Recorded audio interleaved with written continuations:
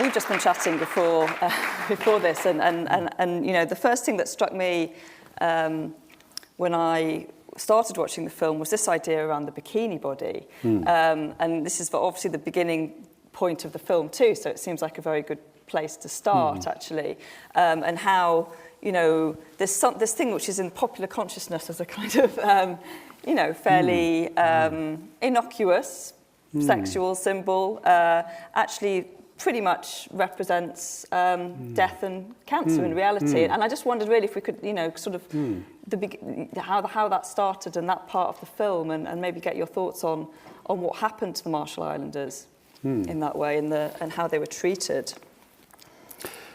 Well, the Marshall Islands were, as you would have seen in the film, were used as guinea pigs.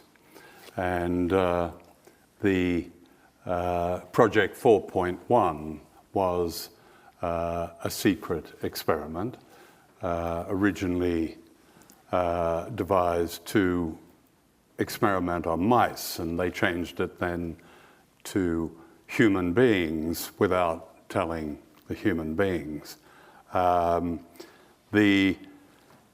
12 years, it was calculated that the equivalent of 1.6 Hiroshima bombs were exploded in the Marshall Islands every day for 12 years. Now, I think the point you raise is about just how much we know, and the imagery that we have and how potent that is very important. Because very few of us know this, but we should know it. Yeah, I didn't know this. I mean, I don't feel that I'm a completely uneducated person, No. but I mean, it wasn't something that I feel is completely in the public consciousness. It comes under the heading of subjugated knowledge. Yeah. And subjugated knowledge is most knowledge. The news is like a froth that goes over the top, and that's where most of our information, so-called, comes from. But the really important stuff that helps us make all those critical links is subjugated. It's underneath. And I think the Marshall Islands are so important because, I mean, obviously, Hiroshima and Nagasaki are the only two cities where nuclear weapons have actually been dropped. But in effect, nuclear weapons were dropped massively all over the Marshall Islands in order for a superpower to develop its nuclear arsenal, in order to maintain its dominance, particularly in that region, the Asia-Pacific region. So you have, right from the early post-war period through to the late 50s, this experimentation that led, you will have seen it in the film, led to so much suffering among people and destruction of the environment. And in 1968, in the midst of these, in the midst of all this, a base was built on Kwajalein Atoll, designed specifically to fire missiles at China. And it's actually a space missile base. So the connection, there are all sorts of connections. The connection between the most hideous suffering of, say, children, the second generation that we saw there, and high technology, the kind of thing that creates space missiles and so on, is all there. And also popular culture, which you've brought up in terms of the bikini. Yeah, which is just incredible, isn't it? That something that we think of as so innocuous is kind of, you know, we talk about hidden histories, and I wanted to come back to that later, but, you know, this idea that so much of what we accept around us has so much hidden history behind it, and it's actually really finding that leads us to sort of understanding more about the truth of the world around us. Yes. And of course, it's not that it's not happening now, because you mentioned the film about the Ronald Reagan missile test site and what's happening there now. I mean, how do you imagine, I mean, what are the implications of that testing, do you think? Well, the implications are that really came to a head in 2011, quite recently, when President Obama announced what was called the pivot to Asia, which meant that 2/3 of all American naval and air forces would go to the Asia Pacific. There were already 400 US military bases surrounding China. So in geopolitical terms, China presents a threat. It doesn't present a military threat. China is not the slightest bit interested in fighting the United States or anybody else.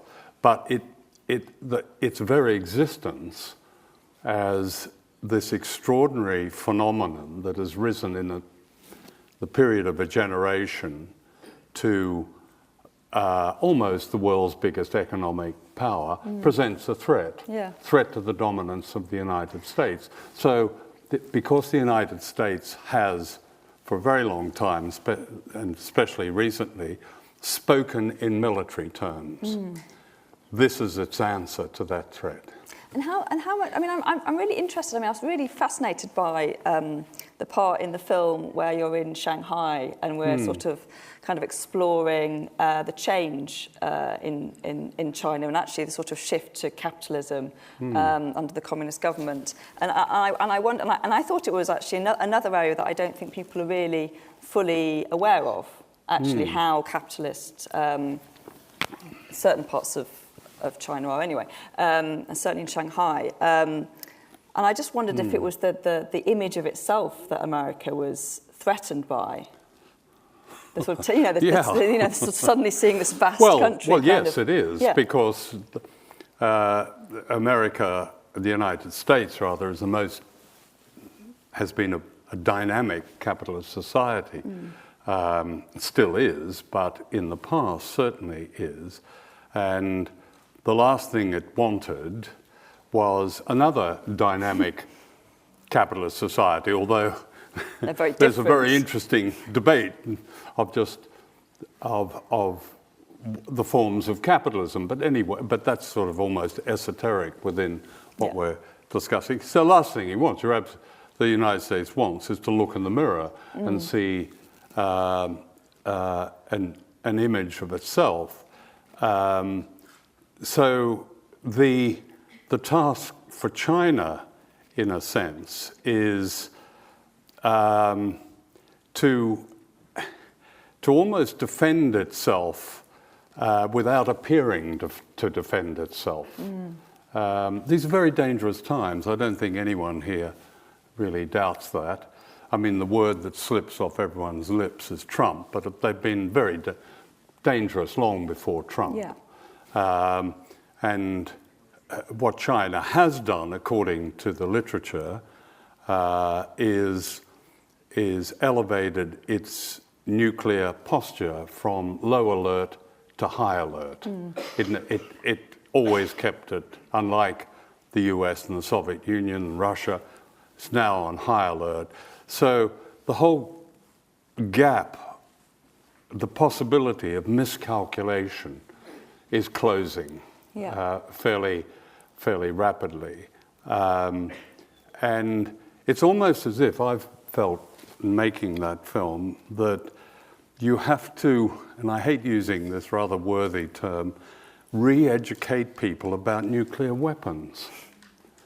I mean, I grew up in the Cold War, so I had an idea of the sheer shadow of the threat.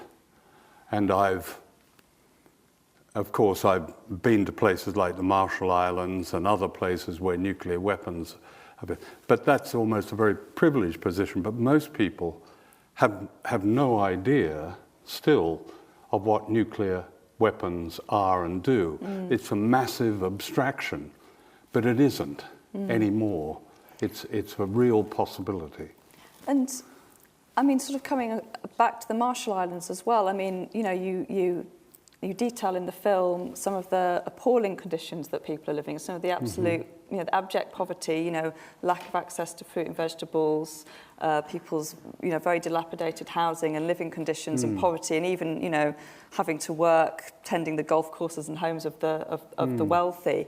And as I was watching that, I was just thinking about how the globe, the film also very well talks about the global power dynamic. And of course, it's that whole thing when we think about a big global power play, we don't often necessarily think about how that might relate to an individual living in an island in the Pacific. And actually all those things are very interlinked. And I just wondered if maybe we could talk a bit about how that global power really just, I just think people are just pawns, aren't they, in a game, basically. Well, yes, they're pawns. They're not entirely powerless pawns, but they are pawns. What you described, as you yourself know very well, is what a documentary ought to do, and that is to link between, as I say, what is presented often in propaganda as a great abstraction and our lives, how it touches our lives. Yeah. That's in a way that's our job as documentary makers, to make that connection so that people watching a film like that understands what has happened to those people, but they understand the wider context of what might happen to them. Yes. And I think it's very, this is why I'm very passionate about film as well, is because I think often when we do talk about things, it sounds very dry. You can talk about economic policy and you can make it all sound very reasonable. It's only when you're actually face to face with the outcomes of that and what that means for people like us, essentially living in a different part of the world, that it starts to hit home that there are consequences. It's not just an abstraction. It's not just an economic theory or policy. And we live in a kind of propaganda bubble. Yeah. Our biggest myth is that we live in societies in which there is free-flowing information that informs us, that we have quite a high consciousness about things. Well, we don't. We have to go and seek out information. It's not difficult to find, pretty easy actually, but we have to go and find it. That's really the big task for people. That's what many people don't get. They think, go to school, go to university, consume media, a few other things, and I kind of know. But you don't. But you don't. And I think this is where your work is incredibly important, because it's journalism that is independent and and asks these questions. And as I'm talking to you, I can see there's something like I'll come to you in a second. As I'm talking to you, I'm wondering about how you feel about the way that the media actually is becoming much more commercialised. And actually, I do think it's much harder for independent journalism to find its way out. Yeah. I think it always was commercial. I've made all my films for commercial television. And I don't think I would be able to make them for the BBC. So I'm not sure... The commercial issue isn't... The commercial issue is the critical one. It's a very important one. Because when I look at ITV compared with, let's say, its golden years in terms of documentaries, 70s and 80s, when I look at it now, it's contracted. But I suppose there's always been a problem of media. Again, we have to really revise our thinking completely and throw away the myths. The media is an extension of the established order. It's an extension of authority. It's an extension of institutions. It's not what Edmund Burke described it as a fourth estate checking all the others. That's absolute nonsense. It isn't. And it never has been. And it's only because as a journalist, I've had to discover this myself, working within it. Yeah. And I would like people to discover it as well, and therefore go and find their own information.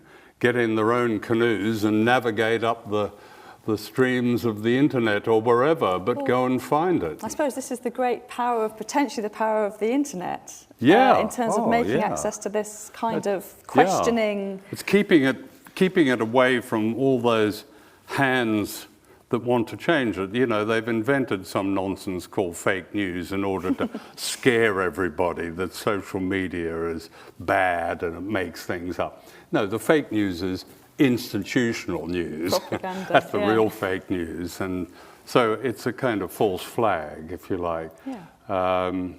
And it's understanding, again, it's that subjugated information and knowledge and reaching down and getting it. And I think that's the only way we can inform ourselves, especially in a world in which we're bombarded by media, but almost all of it repetitive. Absolutely. You know, it's not information, it's media. I've got loads more questions, but I could see there was a question at the back, which I just want to come to quickly. The man in the yellow. Yeah, how you going? Yeah, okay. It's interesting you talk about how the media convinces us that, you know, we live in a certain way. But I think this film actually, to sit here and watch it was making me cringe because there's such amazing stupidity. And I mean, these guys that you've got representative of the military, they are nasty, violent idiots. But because they're American, I'm not talking about all Americans, but because they're American, they almost get away with it because what America represents beyond itself, happy, smiley, McDonald's, Coca-Cola, bubbly drink, you know what I mean? It's very interesting that does everybody have to get so wound up and aggressive as I feel now to try and make some difference to this, or is it just going to be that's the way it is, you know what I mean? Well, that's up to you to decide, isn't it? You're going to be wound up or accept it. Sounds like you're not going to accept it, and I think that's a choice we all have. Yeah. Is there? It's too hard a question to ask you because you're just one man. I'll stop there. Thanks. Okay. Thank you. Anyone else got any questions while got a few. Let's take a few questions and then I'll come back to any new. We'll go for the lady in grey, then we'll go to the gentleman here and the lady here. I don't know how to describe what you're wearing. Scarf? Yeah. And then I'll... Sorry, hello. Just interested, John, in what your opinion is on... I get the feeling that since the Suez Crisis, back in the whenever it was, America tend to have far more influence over this country than they've perhaps ever had in the past. And with the documentary, clearly America has an agenda with China. What do you see as our role in that perhaps being in the future, especially with the political climate and Brexit currently? Well, America's agenda is an imperial agenda. It's the world's greatest 19th century nation, but they don't wear pith helmets. Basically, it emerged from the Second World War in a position of strength and dominance, absolutely unprecedented. So maintaining that is at the heart of everything the US monoliths that run that country, it's everything that they do, that maintaining, and that's why China is a threat. So their agenda towards China is to see off its dominance in some way. There's a great paradox in this because America's biggest companies are in China. The world's biggest company, Apple, is in southern China.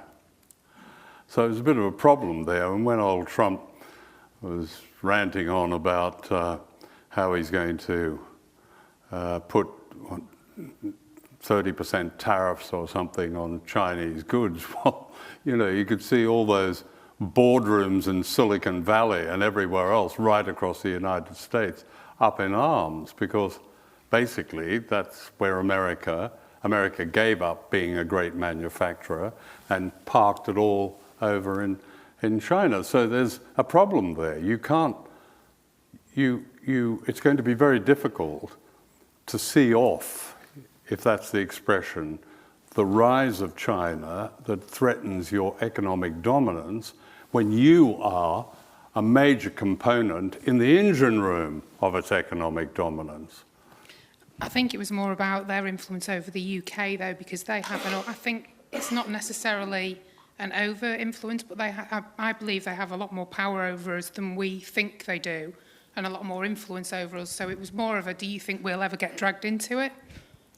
Yeah, I'm sorry, I missed the very last few words there. Will the UK get involved, be dragged into the situation? Well, it's not dragged in. The dragged in is a term that we all like to use as if we're not really doing it. We're dragged in. The Americans used to say in Vietnam they were sinking in a quagmire, as if they didn't invent the quagmire, you know. No, Britain is actually right at the front, dragging everybody else in. And if you look at the files of the 1950s, when the great empire of the world was changing from the British Empire, with a few European ones tacked on, to the US Empire, first of all, when you read some of these files, they're amazingly angry, understandably. But then they go on to saying, hang on, we can be a kind of aide-de-camp to the big guy. And so we'll get up there next to him at the front of the stagecoach and we'll play second fiddle. Sorry, there's a terrible lot of mixed metaphors and things going on there, but you know it, I'm sure you get it. That's what Britain, the British establishment, that's what the British establishment's role has been since 1945, since the Labour government of 1945.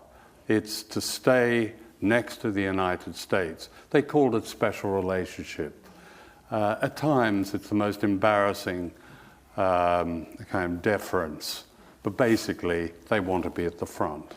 So their agenda, the US agenda, is our agenda. Trump's making it really difficult because he keeps tweeting nonsense and embarrassing. I think this is actually wonderful at one level because you have the British Prime Minister having to tweet the American president in order to tell him off. Tell him off, yeah, unheard of.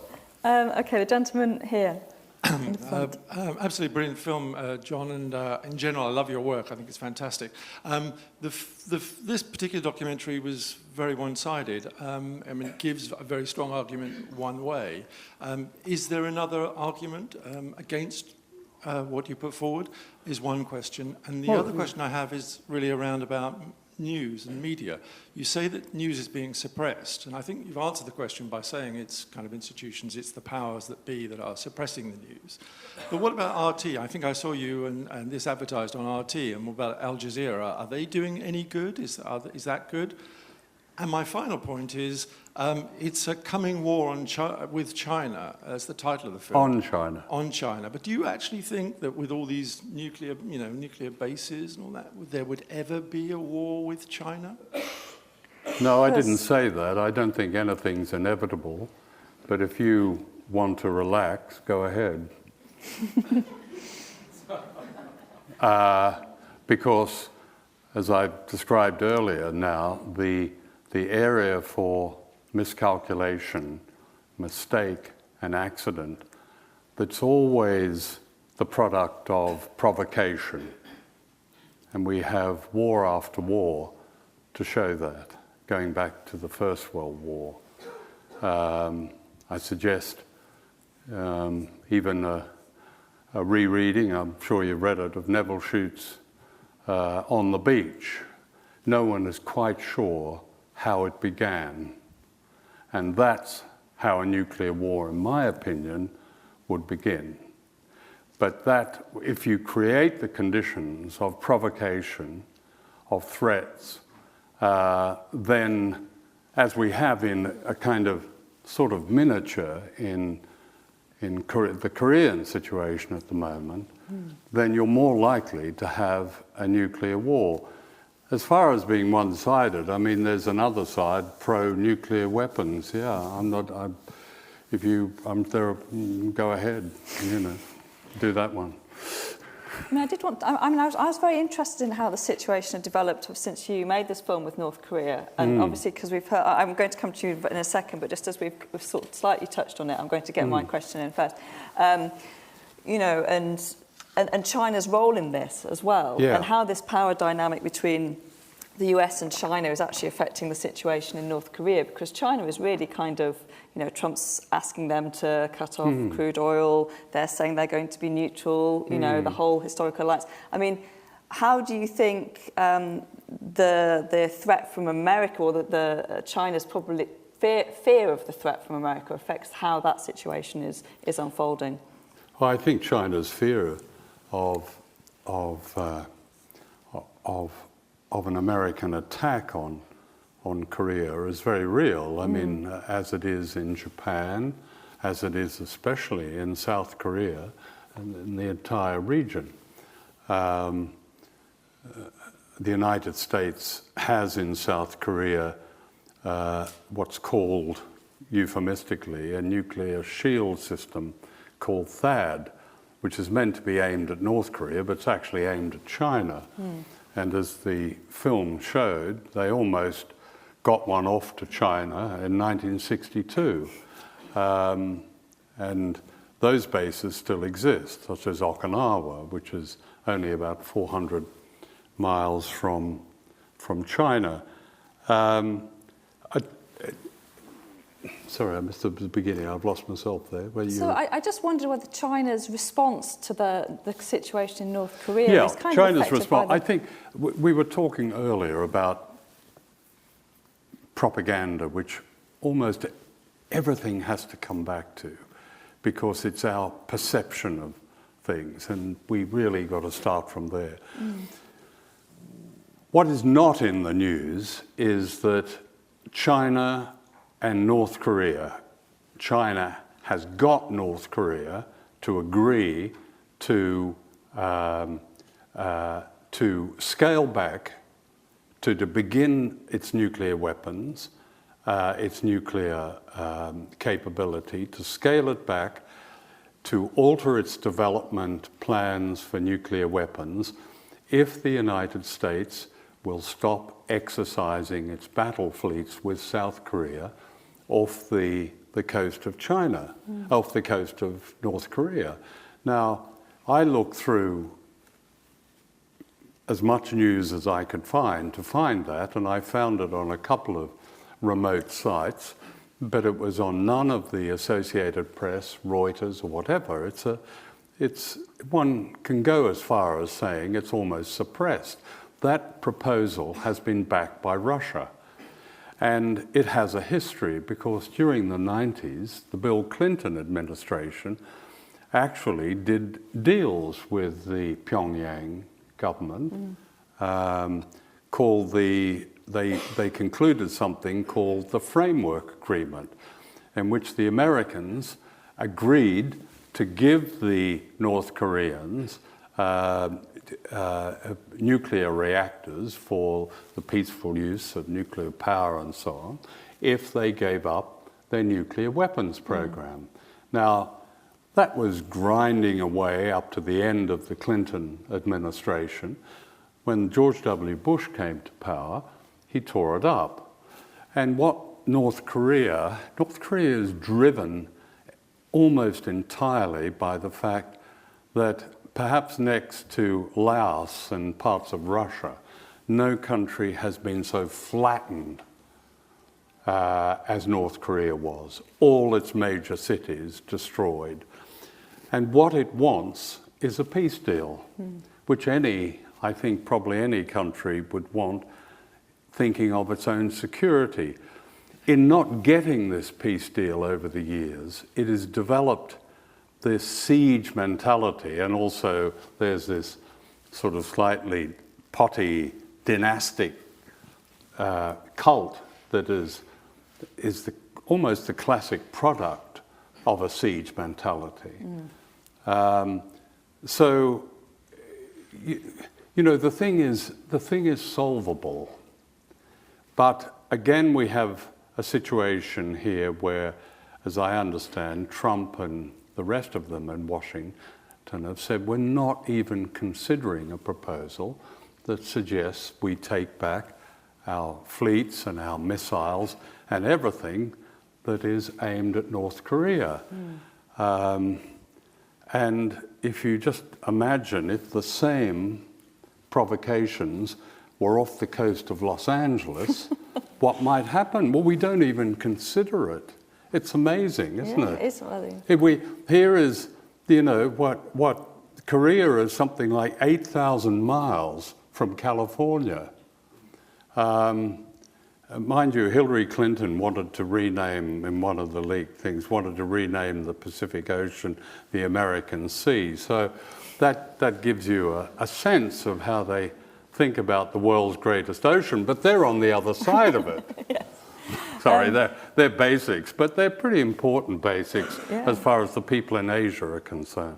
The lady here has been waiting patiently. I'm quite interested in practical solutions because I feel since most of the people, I believe at least 99% of populace has absolutely no idea what is happening thanks to misinformation and disinformation in the media and schools.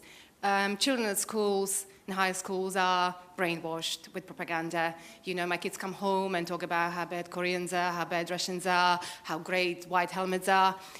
You know, you were saying, what can we do on an individual basis to change it? But unless people are informed, and that starts from school, that won't happen. And, you know, I'm sitting here today thinking, why this is not filled up? Why is this hole not filled up with people? People, you know, are on Facebook looking at the distractions and Gogglebox and silly things like that. But why can't you come to schools or approach maybe head teachers or approach mainstream media and make sure this film gets into mainstream, or even to children in high schools, universities, because these children are brainwashed from age of 12, into believe complete nonsense. And truthfully, I have no one in my environment who understands what's going on politically around the world. So nothing will change unless people understand what's going on around the world, you know. So shouldn't we start with getting the information out there where it needs to be, start from children or schools, universities? Is there impossible task to get this program or films like that to be viewed as a part of education in schools? So can we get it out into schools? That's the question. Is there any way to get it? How would you do that? I'll come with you.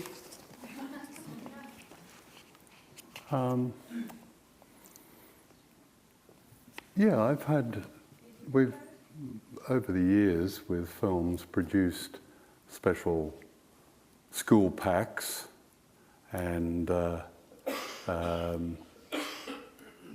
not quite as easy as you might think, because you have to go through the schools themselves. Any school, any college that approaches me, or indeed approaches Dartmouth Films or ITV, would be given the film to show. There's no question about that. But you can only do so much as a filmmaker. You can make the film and you can distribute it. Yeah. You can't turn up at schools knocking on the door saying, "Excuse me, is the headmistress in? Could I show you my film?" Yeah, okay, I got your point. But it's more than that, isn't it? It's about education itself, really. It's what goes on in the schools, not just showing them my film and shocking them and everything. It's teaching like critical that. thinking in a way, isn't it? It's teaching critical thinking. Exactly. It's teaching critical thinking. It's teaching children to be creatively skeptical. It's teaching people in colleges, particularly journalists, not to accept the status quo, not to accept some sort of false professional premise to what they do, to questioning it all the time. Absolutely right, Katharine. It is critical thinking sums it up. And we mustn't be too despondent, because I'm always encouraged when I meet that beleaguered breed, the teaching profession, and when they come to a film screening or an event I'm doing and hear what they are doing, almost as an act of subversion. So it's a big subject, but it's an important one. I agree. We've only got a few minutes left, so I know that there's a couple of people who want to ask questions, so I'm just going to take this gentleman here and this gentleman here, and if you can be as concise as possible so we can fit everybody in. Yes, thank you very much indeed for this afternoon. Obviously the focus has been upon China, but there is also Russia, and we know that in the course of the last 4 years there's been an extraordinary campaign in the media in relation to Russia, involving a vast amount of demonization of the Russian leader. Mm-hmm. Correct me if I'm wrong, but we don't seem to have had a similar campaign directed towards China.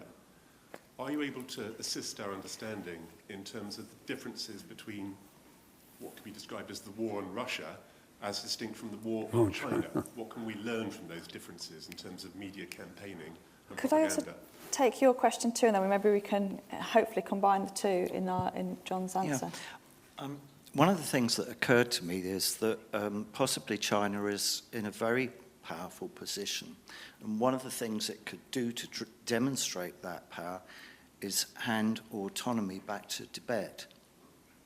And to, if you like, set an entirely different example to the kind of madness that you're portraying in this film. I just wondered what you might think of that. Okay, two very different questions. Yeah, very different. But we can I mean, obviously small areas to cover in 5 minutes.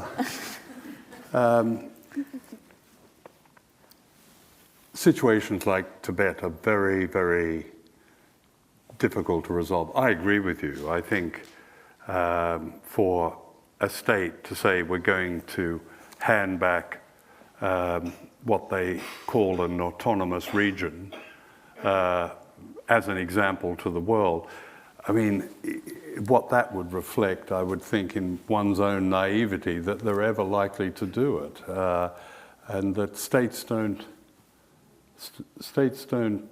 act that way. They act in terms of power. Tibet was a very deliberate move by China when it happened, and the absorption, I suppose is the word, of Tibet has been a very deliberate policy. China regards a number of these so-called autonomous regions as on its flanks, as indeed most great states do. They will either absorb them, control them in some way. I don't think that a state would ever say we're going to give it back as an example. I just think it's not even worth considering. I don't think they would do it. Look, it could have been the coming war on Russia. In fact, there is a double madness in the world at the moment. There is an hysteria sweeping Washington called Russiagate. It's because now that postmodernism has eradicated satire completely, then we can't laugh at it. Otherwise, we'd be convulsing ourselves. But I remember McCarthyism. And actually, I grew up with McCarthyism because McCarthyism was as strong in Australia as it was in the United States. And it touched the lives of people close to me and as a child and my family. This kind of hysteria, witch hunting, is something that is made in the United States, and we're seeing it happening again. Again, it's about the US feeling threatened, losing its unique position as the world's greatest superpower. But one of the ways it's been able to maintain that is to maintain principal enemies. And the principal enemy was the Soviet Union. The principal enemy has now been reconfigured as Russia. There was a small gap when Russia was run by a malleable drunk called Boris Yeltsin, when America interfered in its elections, controlled it, and were very, very happy with that situation, which saw Russian life expectancy plunge by between 10 and 15 years. Now that Russia, Putin's gravest crime, high crime, is to restore the independence of Russia. That is the crime, always. That's Iran's crime, China's crime. Actually, it's Syria's crime. It is the main crime.